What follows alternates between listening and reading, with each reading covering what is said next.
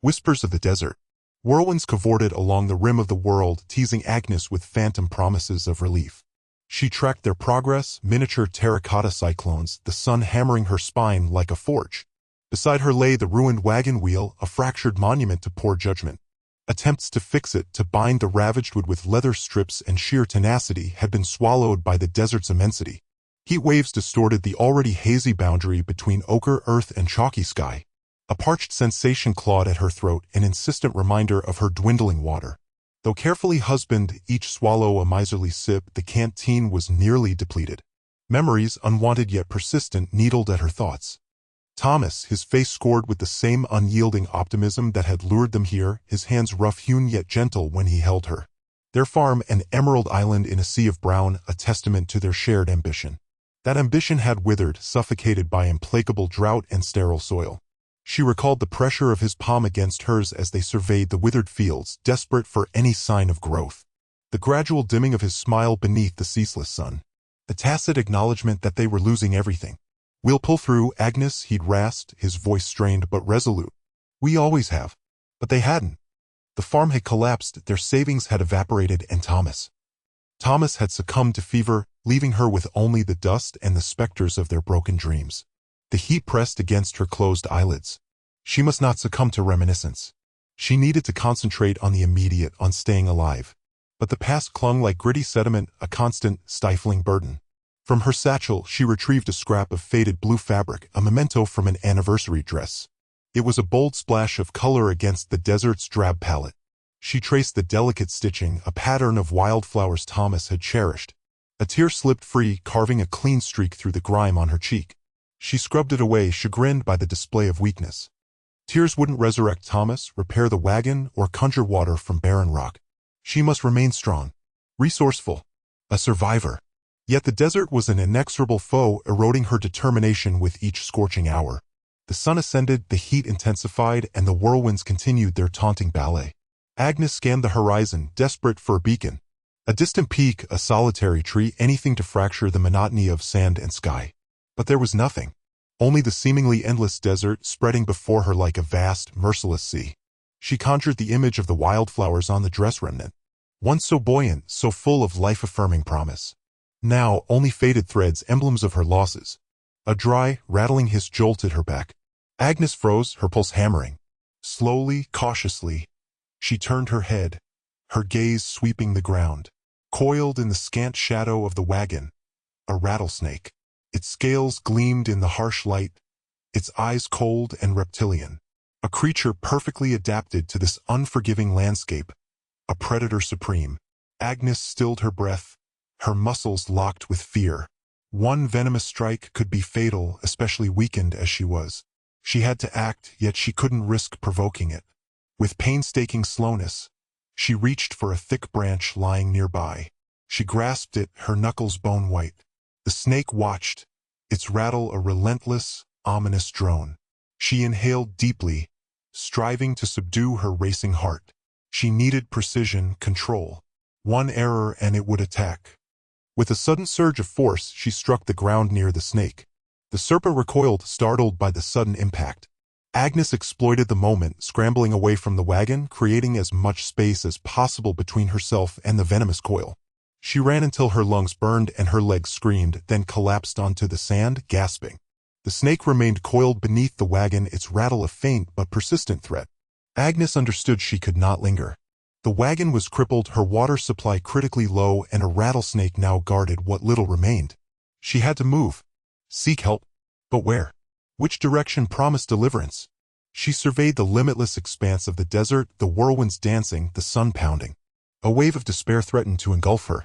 She was alone, marooned in the desolate heart of nowhere, with nothing but her memories and the desert's whispers. And the desert, she was certain, whispered only of oblivion. Mirage of hope. The sun was a brutal tyrant in the sky. Each grain underfoot seemed to radiate the oppressive heat, reflecting it into Agnes's face like a furnace blast. Her tongue now felt like a coarse file against her palate. Water was a forgotten luxury. She stumbled onward, the landscape tilting precariously. The horizon wavered, an indistinct mirage blurring the separation of ground and sky. Could it be? A jolt of hope, almost painful in its intensity, shot through her. There, nestled amidst the sculpted dunes, an oasis shimmered. Verdant palms, their fronds stirring in a phantom breeze, embraced a pool of water, startlingly pure, an improbable jewel in the sand's harsh setting. Thomas stood beside it, his familiar form a dark silhouette against the heat-hazed distance, a welcoming sight. His lopsided grin, the one that still stirred her after all these years, was visible even from here. "Agnes!" His voice, strong and clear, defied the stillness of the air. "Come on, darlin'. Been waiting on you." A surge of hope, sharp and insistent, cut through the despair. She pushed forward, legs leaden and unresponsive, yet her heart felt strangely buoyant. "Thomas," she managed, her voice a ragged rasp. "I'm coming." She pressed on, ignoring the agony in her lungs, the throbbing at her temples. The oasis seemed to retreat with her every step, a cruel illusion mocking her desperation, but she refused to falter. Thomas was there. He awaited her. She conjured the sensation of cool water sluicing over her parched skin, the profound relief as it eased her agonizing thirst. She could nearly taste it, a sweet, life-giving elixir. As she closed the distance, details sharpened into focus. She saw the familiar crinkle of lines etched around his eyes by sun and laughter. She saw the faded blue work shirt that he always favored hanging loosely on his frame. "Thomas," she rasped, reaching, her fingers outstretched. "I'm here." And then, like a cruel conjurer's trick, it was gone. One moment, the beckoning oasis, a verdant promise against the desolate backdrop. The next, only emptiness. The palms dissolved into shimmering air, the water vanished into the oppressive heat, and Thomas, he had never been there at all. Agnes stood alone, encircled only by sand and sky. The devastating truth crashed over her, extinguishing the last ember of hope, leaving her marooned in a desolate landscape. Her legs gave way beneath her. She slumped to the ground, the scalding sand searing her skin, but the physical discomfort seemed insignificant compared to the gaping void within. She had been so close. So near to salvation, to rescue, to Thomas. But it was all a phantom, a heartless jest played by the desert, a mirage born of her own profound longing. The sun continued its relentless torment, baking the earth, sucking the life out of everything it touched. Agnes lay there, a broken figure, her body a dead weight, her spirit irrevocably crushed. She closed her eyes, yielding to the encroaching darkness that clouded the edges of her vision. Perhaps surrender was the only option. To simply fade away, to join Thomas in whatever realm lay beyond this desolate, unforgiving world. Maybe there, finally, she could find respite. She pictured their farm, the endless struggle, the droughts, the plagues of locusts, their constant battle against the harsh realities. They had forfeited everything, not only their livelihood, but their aspirations, their hopes for a more promising future. And now she was forfeiting her life. A solitary tear escaped, carving a hot trail down her parched cheek. Alone, forsaken, and utterly defeated, she acknowledged that the desert had claimed its victory. A lone rider. Heat waves danced above the alkali flats, distorting the horizon into an ethereal, wavering line. Jebediah Stone, squinting against the glare, shaded his eyes, his gaze sweeping the barren expanse. 2 days he'd been chasing a wandering calf, venturing farther west than his usual circuit allowed. Then he spotted it. A dark, immobile form etched against the pale earth. Too geometric for a rock, too substantial for desert scrub. A wagon, seemingly. Jebediah drew paint, his dependable Appaloosa, to a halt, studying the scene. Deserted wagons were a common sight, monuments to shattered ambitions and dreams that withered under the unrelenting sun. Yet, an oddity clung to this one, an oppressive stillness that hinted at a deeper tragedy than mere misfortune. A cold dread coiled in Jebediah's stomach, an unwelcome sensation he knew intimately. It was the phantom pain of bereavement, the echo of a life violently extinguished. Memory flared, his own wagon reduced to kindling by raiding Comanches years ago. The dead weight of Sarah in his arms, her lifeblood staining his hands a ghastly crimson. The rusting swing set, a monument to a future stolen. He urged paint onward, the rhythmic beat of hooves on sun-baked earth a stark percussion against the haunting silence. The wagon swelled into sharper focus with each stride. Ripped and faded canvas flapped despondently in the scorching breeze. Scattered refuse littered the ground, a fractured water cask, a cast-off bonnet, a child's doll sprawled face down in the dust. No wheel ruts, no evidence of a skirmish, only desolation. Jebediah dismounted a considerable distance from the derelict vehicle, his senses heightened. He unsheathed his Colt Peacemaker, the cool, familiar leather comforting against his palm. He advanced deliberately, circling the wagon like a cautious predator assessing its quarry. The air was stagnant, thick with the aroma of sunbaked dust and decay. He peered into the wagon's shadowed interior, his vision struggling to adjust. Empty, save for a few threadbare blankets and a smattering of forgotten items. A woman's comb lay on the floorboards, several teeth missing. A half-written letter rested on a small escritoire, the ink blurred by time and neglect. Jebediah refrained from touching anything. He recognized the silent stories these relics held, the unvoiced screams trapped within their inanimate forms. Moving to the wagon's rear, he scanned the parched ground for tracks. The relentless wind had scoured most away, but faint impressions remained, leading south into the heart of the unforgiving desert. A single set. Small. Likely a woman's. Jebediah cursed under his breath, the sound swallowed by the vast silence. He understood the implications. The desert was a pitiless adversary, particularly to those foolish enough to underestimate its power. A solitary woman on foot with scant water, her chances were vanishingly slim. He paused, wrestling with himself. He was already behind schedule, the lost calf still unclaimed. He could return, report the abandoned wagon to the authorities in the nearest town, and absolve himself of responsibility. It wasn't his burden. Yet, the ghostly image of Sarah's vacant eyes seared his memory, the agonizing helplessness of that past day flooding back. He couldn't look away. He wouldn't. He returned his weapon to its holster, conviction hardening his resolve. He retrieved his canteen from paint, taking a measured swallow, rationing the dwindling supply. He checked his rifle, ensuring it was primed. He adjusted his hat, pulling the brim low to shield his eyes. Then, mounting paint, he turned south, following the ephemeral trail into the shimmering, incandescent heat. He recognized the odds were overwhelming. He knew the desert could swallow a soul whole, leaving behind only whispers and mirages. But he also understood that a sliver of hope could be the difference between survival and oblivion. And Jebediah Stone carried enough hope for two. Rescued from the brink. The sun was a hammer beating down on Jebediah's back as he urged his horse onward. The tracks, faint as whispers in the sand, led him towards a cluster of Joshua trees, their twisted limbs reaching skyward like supplicating figures.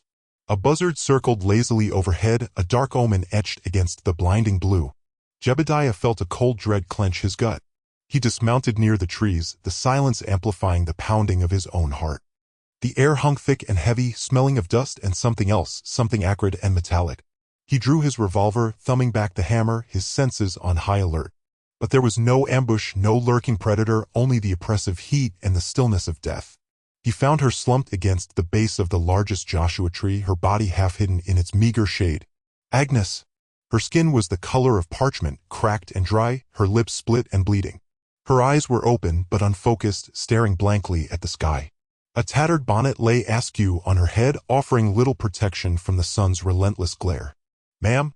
Jebediah knelt beside her, his voice low and cautious. "Agnes Abernathy?" She didn't respond, didn't even blink. He reached out, his hand hovering hesitantly before gently touching her shoulder. Her skin was burning hot. "Agnes," he repeated, a little louder this time. Her eyes flickered and a faint groan escaped her lips. Recognition, or perhaps just the instinct to survive, sparked within their depths. "Water," she rasped, her voice a mere breath. Jebediah didn't hesitate.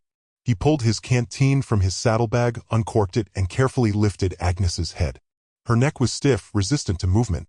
He dribbled a few drops of water onto her parched lips.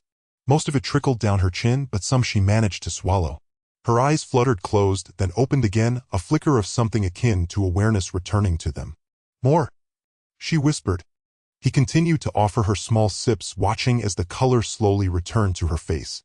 It was a long, agonizing process, each drop a battle against the relentless dehydration. After what felt like an eternity, she was able to sit up slightly, leaning against the rough bark of the Joshua tree. "Thank you," she said, her voice still weak but stronger than before. I thought." She trailed off, her gaze drifting towards the horizon. "You're safe now," Jebediah said, his voice firm but gentle. "I found your wagon." Agnes looked at him, her eyes searching his face. Who are you?" "Jebediah Stone," he replied. "I saw your wagon and followed your tracks." Suspicion clouded her features. "Why?" Jebediah hesitated. How could he explain the inexplicable urge that had driven him, the echo of his own past that had resonated within him? He settled for a simple truth. "I couldn't leave you out here to die." Agnes studied him for a long moment, her gaze unwavering. He met her scrutiny without flinching, offering her nothing but honesty. Finally, she seemed to relax, a sliver of trust breaking through her initial apprehension. My water." she said, gesturing weakly towards a small, overturned satchel nearby. It was gone. Jebediah nodded. He'd seen the empty water skin near the wagon. We'll figure it out, he said. I have enough water for both of us for now. The for now hung unspoken in the air, a reminder of the vast, unforgiving desert that stretched before them. But for the first time since he'd found her, Agnes saw a glimmer of hope. It was a fragile thing, easily extinguished, but it was there nonetheless, flickering like a candle in the darkness. My sewing kit, she murmured, her voice barely audible. It's in the wagon, if you could. I'll get it, Jebediah said, rising to his feet. Rest. I'll be right back. As he walked back towards his horse, he glanced back at Agnes. She was watching him, her eyes filled with a mixture of gratitude and apprehension. He knew that the journey ahead would be long and arduous, but he also knew that he wouldn't face it alone. The memory of his family still haunted him, but perhaps, just perhaps, he could find some solace in saving another. Shelter and sustenance. The setting sun bled crimson onto the sand, painting the desolate landscape in fiery hues. Jebediah, his movements economical and practiced, worked with a quiet intensity. He gathered fallen branches of mesquite and creosote, their brittle dryness snapping under his calloused hands. Agnes watched him from the meager shade of a rock outcropping, the grit stinging her eyes. Each breath still felt like sucking sand into her lungs, but the dizziness had lessened. He was building her a lean-to. A pathetic excuse for a home, she thought, but a haven nonetheless. He wedged the thicker branches into the rocky ground, then wove the thinner ones between, creating a fragile lattice. Over this he draped her discarded shawl, adding layers of dried grasses and broad leaves he'd gathered further afield. The air, once a furnace, now held a deceptive chill that promised a cold night. It ain't much, he said, his voice raspy as he finished securing the last branch. He didn't meet her gaze, instead kicking at the sand with the toe of his worn boot. But it'll keep the wind off. Agnes swallowed, the lump in her throat refusing to dissolve. Thank you, Jebediah, she managed, the words sounding weak and foreign. He simply nodded, then turned away, his gaze scanning the horizon.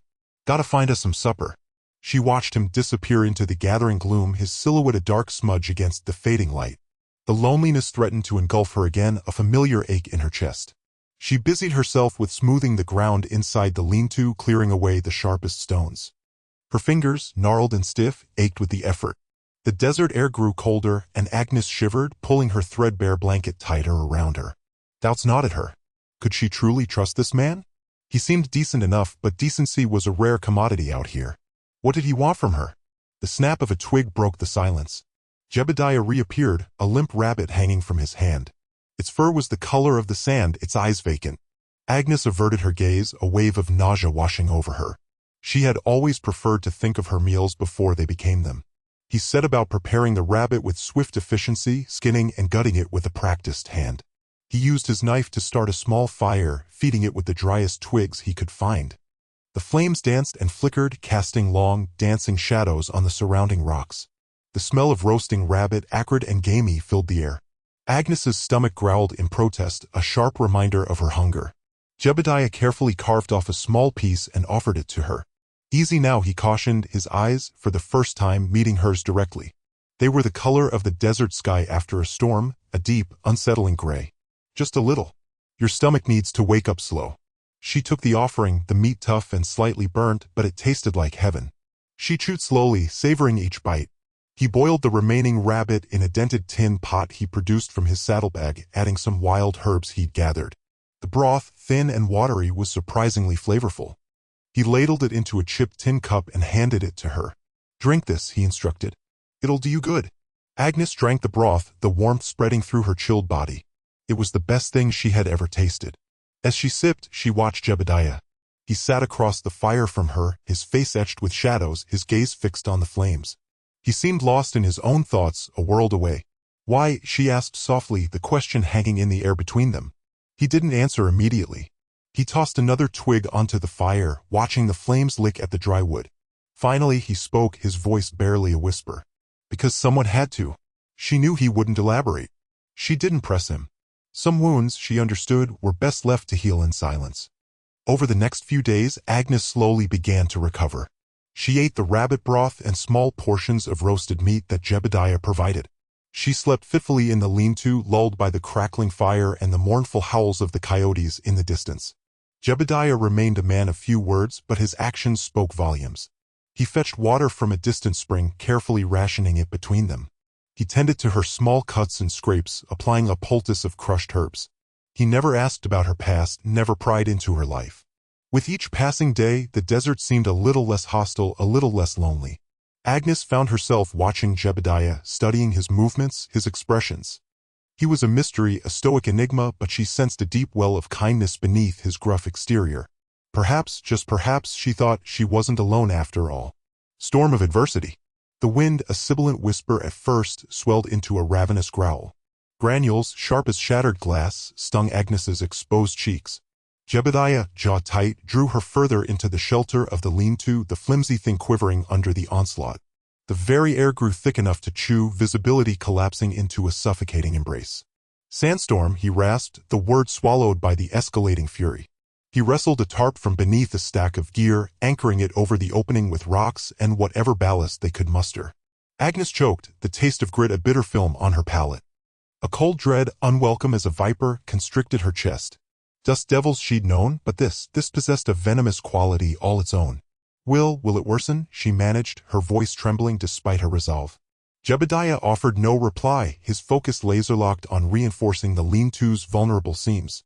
He moved with a focused efficiency, each action precise.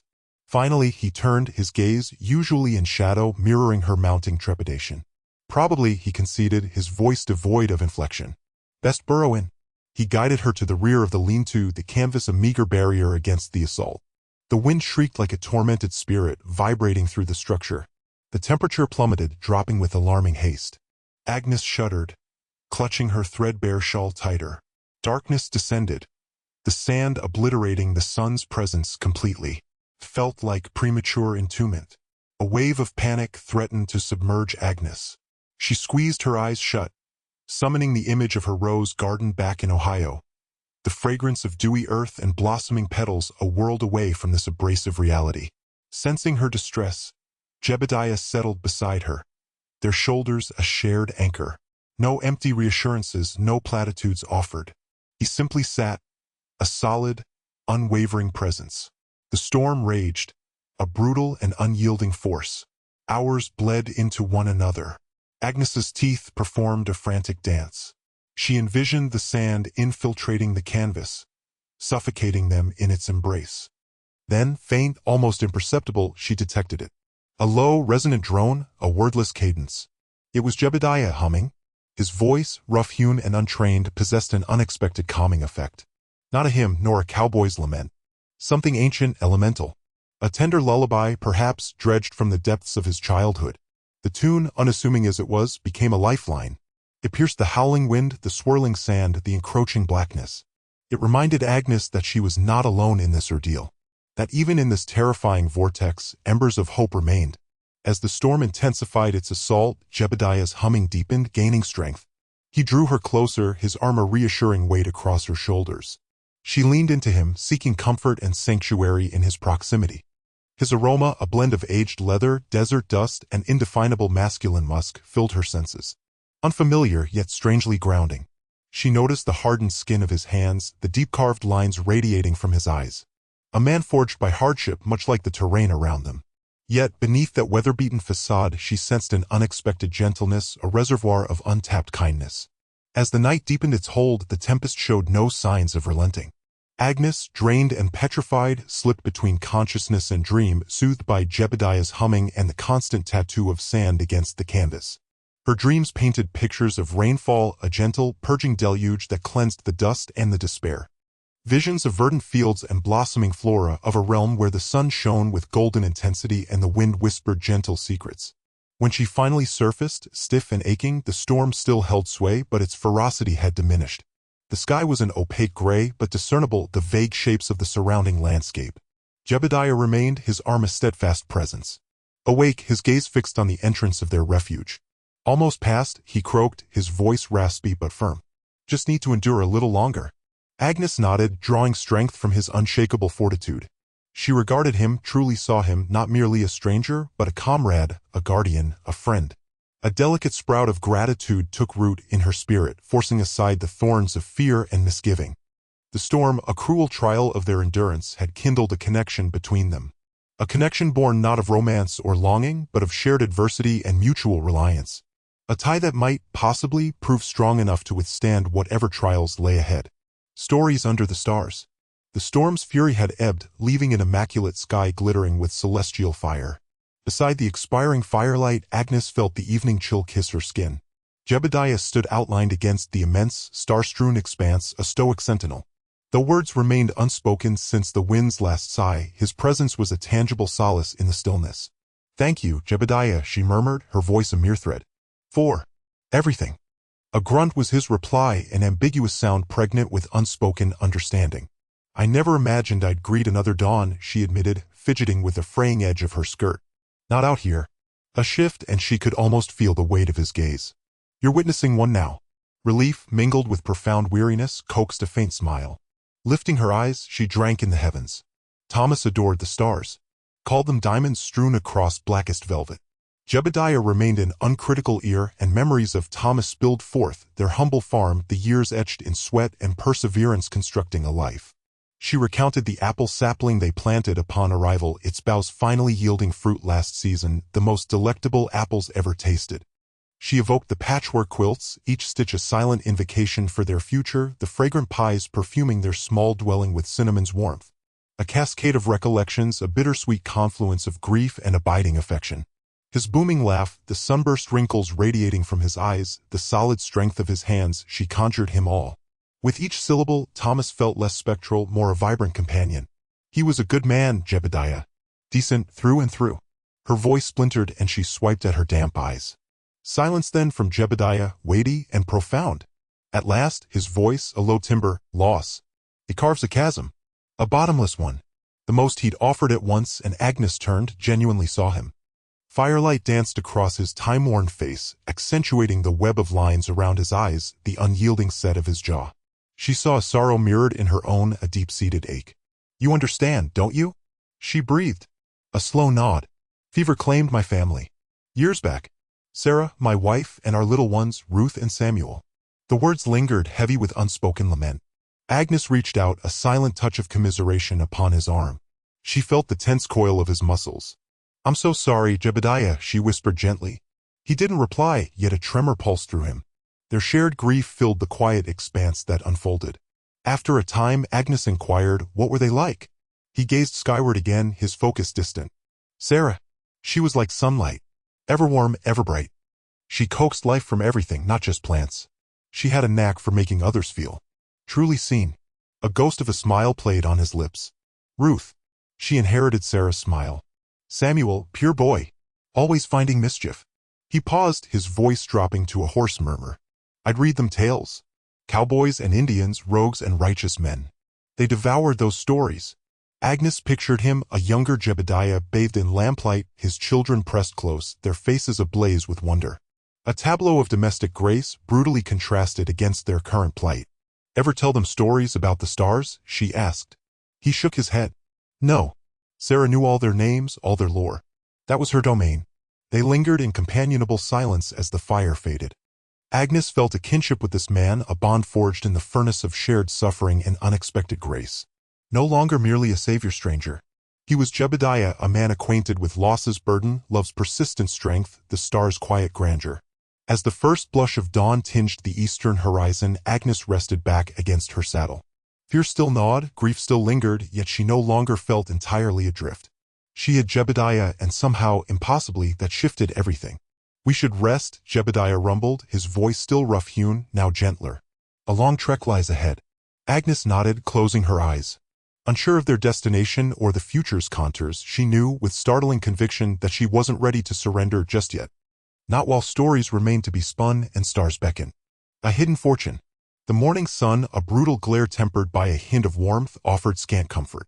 Agnes, kneeling amidst the wreckage of their conveyance, surveyed the splintered wood and gouged surfaces. Jebediah, already at work salvaging what he could, moved with an economy born of grim resolve. He hadn't offered much conversation since the previous night's somber exchange, yet his presence resonated as quiet reassurance. "Useless, Jeb," she stated, her voice devoid of inflection. "Beyond redemption." He halted, wiping perspiration from his forehead with a grime-ingrained kerchief. "Not beyond redemption, just requiring ingenuity. We'll manage." A sweeping gesture encompassed a collection of rescued implements. Thomas possessed a gift for mending. Let's honor that. Agnes observed him, her attention snagged by a tear in the tattered canvas that had once sheltered their lives. A flash of brilliance caught her eye, a gold coin, an eagle burnished smooth by time nestled amongst the frayed edges. Then another. And another. A wave of disbelief tinged with rising panic washed over her. She clawed at the fabric, uncovering a small cache of golden currency. They were secured within a fragment of worn oilcloth bound by twine that disintegrated at her touch. "Jeb," she exclaimed, her voice thick with emotion. "Look." He approached, his expression inscrutable as he took in the scattering of coins. "Where did this spring from?" "Thomas," she breathed, tears pricking her eyes. He never uttered a word. She recalled his guarded nature, his occasional trips into town cloaked as supply runs. This must have been his clandestine nest egg secreted away against a day of reckoning. That day had arrived in the guise of the sun-baked desolation. Jebediah knelt beside her, scrutinizing the currency with a practiced eye. "There's a substantial sum here, Agnes. Sufficient to—" He paused, lost in calculation. "Sufficient to what?" she prompted, her voice barely audible. He met her gaze, his eyes unwavering. "To begin anew. Though not as farmers. This land, it's too merciless. And holds too many shadows." Agnes understood. She couldn't endure another dawn spent toiling in these fields, perpetually haunted by Thomas's ghost and the emptiness beside her each night. "What do you propose?" she inquired, a fragile tendril of hope unfurling in her chest. "Journey to town. Establish a shop. Something practical." He glanced at her weathered hands. "Your talent with needle and thread for renovation. And your cooking unforgettable." A wan smile touched Agnes's lips. "A store? I'm wholly ignorant of retail." "We'll acquire the knowledge," Jebediah asserted, his tone resolute. "Together." The notion of collaborating with Jebediah, of forging a new existence, ignited a spark of anticipation within her. It was a formidable undertaking, yet the alternative, remaining here, shattered and isolated, was inconceivable. "Very well," she conceded, her voice gaining conviction. "Let's proceed." Jebediah nodded, a rare smile illuminating his features. "First, we mend this wagon. We might be forsaking agriculture, but we still require transport to town." He commenced working with renewed purpose, his movements precise and efficient. Agnes assisted where she could, gathering fasteners, supporting pieces of lumber. The sun hammered down, yet the shared ambition rendered the labor endurable. As they worked, Agnes observed Jebediah's proficiency with the tools. He instinctively knew the optimal placement of wood, how to drive nails to construct a solid, durable frame. It was evident he possessed prior experience, a history beyond the taciturn demeanor he usually projected. "You have a knack for this," she commented, watching him meticulously align a plank. "Did you engage in construction previously?" He hesitated, his gaze fixed on his hands. "My father was a carpenter. I apprenticed with him." He offered no further details, and Agnes refrained from pressing. She sensed a reservoir of pain beneath his composed facade, a narrative he was unprepared to disclose. By late afternoon, the wagon was operational. Far from pristine, held together by improvisation and resourcefulness, it would convey them to town. They loaded their sparse possessions, the valuable gold coins carefully concealed within the folds of their blankets. As departure approached, Agnes paused, casting a final glance at the bleak landscape that had nearly extinguished her spirit. A wave of melancholy washed over her, a valediction to the ambition she had once cherished. Yet beneath the sorrow lay a glimmer of anticipation, a sense of possibility she hadn't experienced in months. She ascended to the wagon seat beside Jebediah, her hand resting tentatively on his forearm. "Thank you, Jeb," she murmured, her voice brimming with gratitude. "For everything." He nodded, his gaze fixed on the horizon. "We'll be fine, Agnes. We'll craft a new life. Together." He snapped the reins, and the wagon jolted forward, leaving behind the broken fields and the specters of the past. They were venturing toward an uncertain destiny, yet they were proceeding together, equipped with a hidden fortune and a mutual resolve to persevere. The general store. Redemption was a more diminutive place than Agnes had envisioned, a scattering of sun-beaten structures clinging to a parched main thoroughfare. Hitch teams stood in disarray, their drivers either whiling away the hours on benches or swallowed by the clamorous saloon.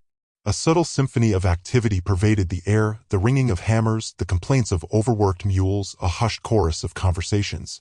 The scent was a blend of dryness, equine musk, and a faint, sweet note reminiscent of rising dough. Jebediah directed their wagon to the settlement's periphery, halting before a humble establishment identified by a sign proclaiming Elmwood's Mercantile. A woman, her expression gentle and her apron dusted with flour, appeared in the doorway, wiping her palms on her dress. "You must be Agnes and Jebediah," she greeted them, her tone a warm embrace. "I'm Ruth Elmwood. Welcome to Redemption." With a sweeping gesture, she indicated the building. Come in, let's get you situated. I've put a pot on." Ruth's Mercantile was a haven of comforting disarray. Shelves groaned under the weight of fabrics, preserved delicacies, implements, and a diverse collection of canisters. The pungent aroma of spices danced with the raw scent of tanned hide and the sharp bite of vinegar. A fragile tendril of hope unfurled within Agnes. True to her word, Ruth guided them to a small chamber at the store's rear. Sparsely appointed yet immaculate, it contained a simple bed, a modest table, and a wash basin. "It isn't much," she admitted, "but it's yours for now. Jebediah, I've prepared a sleeping space for you in the storeroom out back." Over steaming mugs and warm biscuits, Ruth listened with empathy as Agnes and Jebediah outlined their aspirations. She offered pragmatic counsel, a slight furrow creasing her brow in concentration. "Carpentry, you say? A skilled carpenter is always in demand. The blacksmith shop was lost to flames last year, and folks have been improvising. And Agnes, you're sewing, well, there's a constant need for quilts and decent clothes. The people here are practical. They value quality and endurance." Ruth's assistance proved invaluable. She steered Jebediah toward a suitable workshop location, a small, weathered building on the town's edge, sorely in need of repair, but structurally sound. She even haggled a reasonable price from the owner, a cantankerous old miner named Silas. Following that, she assisted Agnes in securing a space for her general store, an empty storefront adjacent to Jebediah's future shop. The initial weeks passed in a blur of activity. Jebediah, his quiet intensity now laser-focused, mended the structure with a competence that surprised Agnes. He replaced decaying boards, fortified the walls, and fashioned sturdy shelving. Energized by a nervous anticipation, Agnes cleaned and arranged, unpacking their scant possessions and organizing the limited merchandise they had managed to salvage. Agnes carefully displayed her textiles and sewing notions, the brilliant hues a striking contrast against the dusty backdrop. She showcased several of her quilts, their elaborate designs a testament to her artistry and perseverance. She had nearly abandoned quilting, her spirit broken by Samuel's death. Yet, the rhythmic cadence of the needle, the comforting weight of the material, had evolved into a form of solace. The grand opening of Stone and Abernathy Mercantile was a subdued occasion. A smattering of curious residents meandered in, drawn by the crisp fragrance of pine emanating from Jebediah's workspace and the vibrant presentation of Agnes's quilts. Ruth, naturally, was their inaugural patron, purchasing a length of calico and a new assortment of needles. News traveled swiftly regarding the excellence of Jebediah's craftsmanship and the beauty of Agnes's quilts. Before long, orders began to trickle in. Jebediah crafted durable furniture for the town's growing families, repaired wagons, and even constructed a fresh signboard for the saloon. Agnes sewed resilient work apparel, repaired tattered clothes, and pieced together exquisite quilts that provided warmth to the beds of Redemption's inhabitants. One afternoon, a woman named Martha entered the store, her eyes widening with admiration as she surveyed Agnes's quilts. "These are the most beautiful things I've ever laid eyes on," she breathed, stroking the intricate stitching. "My daughter is marrying next spring, and I would be honored to commission one for her." A wave of pride washed over Agnes, a warmth blooming in her chest. It transcended mere monetary gain, although that was certainly welcome. It was about crafting something exquisite, something destined to bring comfort and joy to another. As the days melted into weeks, Agnes and Jebediah discovered a comfortable synergy. They labored in tandem, their movements attuned, their silences imbued with mutual understanding. They shared meals at the small table in Agnes's room, exchanging stories and laughter with Ruth, who had become an integral part of their lives. Agnes began to cultivate a sense of belonging, a feeling of community she hadn't experienced since before Samuel's passing. She still mourned him, the dull ache of his absence a constant shadow. However, she was beginning to mend, to uncover a new purpose in this modest, dusty community. And Jebediah? Jebediah, with his quiet fortitude and unwavering devotion, was evolving beyond merely a savior. He was becoming a friend, a confidant, perhaps even something deeper. One evening, as Agnes was securing the store, Jebediah entered, his features reflecting a familiar sorrow. He remained motionless for a beat, his gaze searching hers. "Agnes," he confessed, his voice hushed, I want to express my gratitude for providing me with a reason to persevere. Agnes extended her hand and clasped his, her fingers interlacing with his. We both craved a reason, Jebediah, she responded gently. We both yearned to be saved. Sunset companions. The scent of pine shavings and oiled leather hung heavy in the air, a comforting aroma that had become synonymous with redemption mercantile. Years had passed since Agnes and Jebediah first hammered together a makeshift counter, the space now a well-stocked haven for the growing community. Bolts of colorful fabric lined one wall, vying for attention with shelves laden with canned goods, tools, and Jebediah's sturdy furniture. The rhythmic clang of the blacksmith's hammer from across the street mingled with the chatter of customers, creating a symphony of frontier life. More than just a store, the mercantile had become a gathering place. Women swapped recipes while examining the latest calico prints. Farmers bartered for seed and discussed the unpredictable weather. Children played tag between the stacks of lumber, their laughter echoing through the building. Agnes, her hair now streaked with silver, moved with practiced grace, offering a kind word or a helping hand to everyone who entered. The sharp edges of grief that had once defined her had softened, smoothed by the gentle current of daily life. Jebediah, ever the quiet observer, leaned against the doorframe, his gaze sweeping over the bustling scene. He rarely spoke unless spoken to, but his presence was a constant reassurance, a solid anchor in Agnes's ever-changing world. He'd built the mercantile with his own 2 hands, each nail hammered in with a quiet determination that mirrored his approach to life. His calloused hands, once stained with the dust of the desert, were now equally adept at crafting intricate furniture and mending a child's broken toy.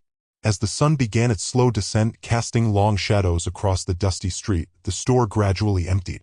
Agnes tidied the shelves, humming a familiar tune, while Jebediah locked up, the metallic click echoing in the stillness. They walked side by side towards the small house they shared behind the store, their steps in comfortable unison. The porch, built by Jebediah, overlooked a small garden Agnes had painstakingly cultivated. Roses, sunflowers, and lavender thrived in the arid climate, a testament to her unwavering spirit. They settled into their usual spots on the porch swing, the rhythmic creak a familiar soundtrack to their evenings. The sky was ablaze with color, a fiery canvas of orange, pink, and purple. Agnes sighed contentedly, leaning her head against Jebediah's shoulder. He didn't flinch or pull away, the gesture a natural extension of their shared existence. Another day done, she murmured, her voice raspy with age. A good day, Jebediah replied, his voice a low rumble. They sat in silence for a while, watching the sunset paint the sky. The air grew cooler, carrying the scent of dust and sage. Do you ever think about it? Agnes asked, breaking the silence. Jebediah knew exactly what she meant. About the desert? Agnes nodded. About how different things could have been. He thought for a moment, his gaze fixed on the horizon. I used to, every day. He paused, then added, not so much anymore. Me neither, Agnes admitted. I used to be so angry, Jeb. Angry at Thomas for leaving me. Angry at the world for being so cruel. I understand, he said softly. He understood anger better than most. But then you came along, she continued, her voice thick with emotion, and you gave me a reason to keep going. He turned to look at her, his eyes filled with a quiet intensity. You gave me one too, Agnes. They shared a knowing glance, a silent acknowledgement of the profound impact they had had on each other's lives. 2 broken souls, finding solace and redemption in the most unlikely of circumstances. Remember that first night, out in the dunes? Agnes asked, a faint smile playing on her lips. I thought for sure I was a goner. Jebediah chuckled, a rare sound that always warmed Agnes's heart. You were pretty feisty even then. Feisty and delirious, she corrected. I probably wasn't making much sense. You said something about needing to find your sewing kit, he recalled. Agnes laughed, the sound light and airy. Well, a woman's gotta have her priorities, even in the face of death. The laughter faded, replaced by a comfortable silence. The last rays of sunlight disappeared, leaving a soft twilight glow. We've come a long way, haven't we? Agnes said, her voice barely a whisper. A long way, Jebediah agreed. And we did it together. He reached out and took her hand, his calloused fingers intertwining with hers. Their hands, weathered and worn, were a testament to the hardships they had endured, but also to the enduring strength of their bond. As darkness enveloped the town, the stars began to appear, twinkling like diamonds scattered across a velvet cloth. Agnes and Jebediah sat on the porch, hand in hand, 2 sunset companions, grateful for the unlikely friendship that had blossomed in the heart of the desert. They had found a home, a community, and most importantly, a reason to believe in the possibility of a brighter tomorrow.